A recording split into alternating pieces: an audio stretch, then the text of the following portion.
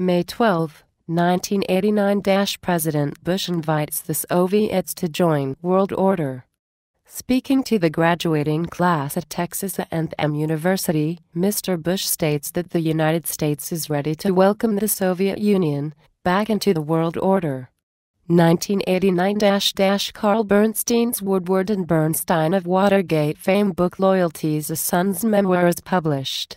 His father and mother had been members of the Communist Party. Bernstein's father tells his son about the book, "You're going to prove Senator Joseph McCarthy was right, because all he was saying is that the system was loaded with communists." And he was right.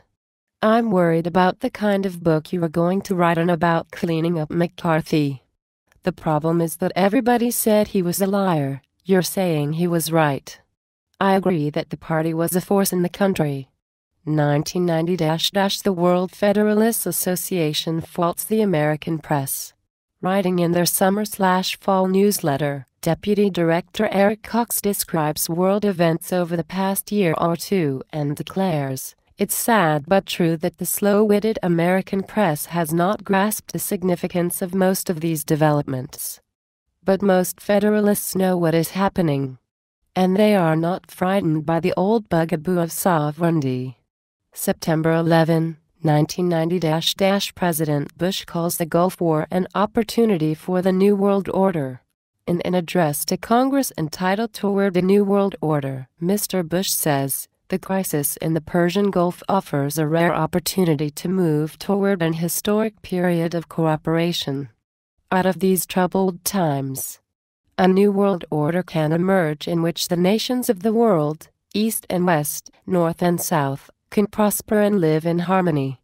Today the New World is struggling to be born."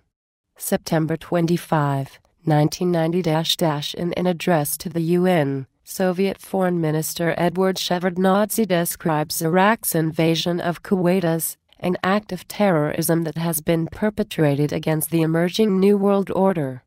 On December 31, Gorbachev declares that the New World Order would be ushered in by the Gulf Crisis. October 1, 1990. In a UN address, President Bush speaks of the collective strength of the world community expressed by the UN, an historic movement towards a new world order, a new partnership of nations, a time when humankind came into its own, to bring about a revolution of the spirit and the mind and begin a journey into a new age. 1991. Author Linda McRae Campbell publishes How to Start a Revolution at Your School in Context. She promotes the use of change agents as self-acknowledged revolutionaries and co-conspirators. 1991. President Bush praises the New World Order in a State of Union message. "What is at stake is more than one small country, it is a big idea a new world order to achieve the universal aspirations of mankind, based on shared principles and the rule of law. The illumination of 1,000 points of light. The winds of change are with us now." February 6, 1991. President Bush tells the Economic Club of New York, "My vision of a new world order foresees a United Nations with a revitalized peacekeeping function." June 1991. The Council on Foreign Relations co-sponsors an assembly rethinking America's security beyond Cold War to New World Order, which is attended by 65 prestigious members of government, labor, academia, the media, military, and the professions from 9 countries. Later, several of the conference participants joined some 100 other world leaders for another closed-door meeting of the Bilderberg Society in Baden-Baden, Germany. The Bilderbergers also exert considerable clout in determining the foreign policies of their respective governments. July 1991. The Southeastern World Affairs Institute discusses the New World Order. In a program, topics include legal structures for a new world order in the United Nations from its conception to a new world order. Participants include a former director of the UN's General Legal Division, and a former Secretary General of International Planned Parenthood. Late July 1991 on a cable news network program, CFR member and former CIA Director Stansfield Turner Rhodes Scholar, when asked about Iraq, responded, "We have a much bigger objective. We've got to look at the long run here. This is an example the situation between the United Nations and Iraq where the United Nations is deliberately intruding into the sovereignty of a sovereign nation. Now this is a marvelous precedent to be used in all countries of the world." October 29, 1991 David Funderburk, former U.S. ambassador to Romania, tells a North Carolina audience, George Bush has been surrounding himself with people who believe in one world government. They believe that the Soviet system and the American system are converging. The vehicle to bring this about, said Funderburk, is the United Nations, the majority of whose 166 member states are socialist, atheist, and anti-American. Funderburk served as ambassador in Bucharest from 1981 to 1985, when he resigned in frustration over U.S. support of the oppressive regime of the late Romanian dictator, Nicolae Ceausescu. October 30, 1991 President Gorbachev at the Middle East peace talks in Madrid states, "We are beginning to see practical support.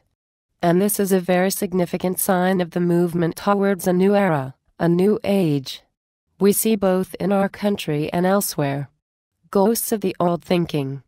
When we rid ourselves of their presence, we will be better able to move toward a new world order, relying on the relevant mechanisms of the United Nations." Elsewhere, in Alexandria, Virginia, Elena Lenskaya, counselor to the Minister of Education of Russia, delivers the keynote address for a program titled Education for a New World Order. 1992 The Twilight of Sovereignty by CFR member and former Citicorp chairman Walter Wriston is published, in which he claims a truly global economy will require compromises of national sovereignty. There's no escaping the system. 1992 The United Nations Conference on Environment and Development and Earth Summit takes place in Rio de Janeiro this year, headed by Conference Secretary General Maurice Strong. The main products of this summit are the Biodiversity Treaty and Agenda 21, which the U.S. hesitates to sign because of opposition at home due to the threat to sovereignty and economics. The summit says the first world's wealth must be transferred to the third world. July 20, 1992 Time magazine publishes The Birth of the Global Nation by Strobe Talbot, Rhodes Scholar, roommate of Bill Clinton at Oxford University, CFR director and trilateralist, in which he writes, "All countries are basically social arrangements.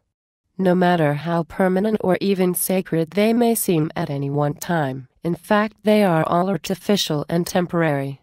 Perhaps national sovereignty wasn't such a great idea after all.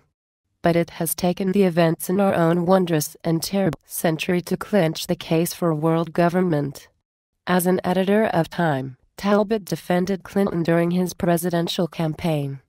He was appointed by President Clinton as the number 2 person at the State Department behind Secretary of State Warren Christopher, former trilateralist and former CFR vice chairman and director. Talbot was confirmed by about 2/3 of the U.S. Senate despite his statement about the unimportance of national sovereignty. September 29, 1992 at a town hall meeting in Los Angeles, trilateralist and former CFR President Winston Lord delivers a speech titled Changing Our Ways America and the New World, in which he remarks, to a certain extent, we are going to have to yield some of our sovereignty, which will be controversial at home. Under the North American Free Trade Agreement NAFTA, some Americans are going to be hurt as low-wage jobs are taken away. Lord became an Assistant Secretary of State in the Clinton administration.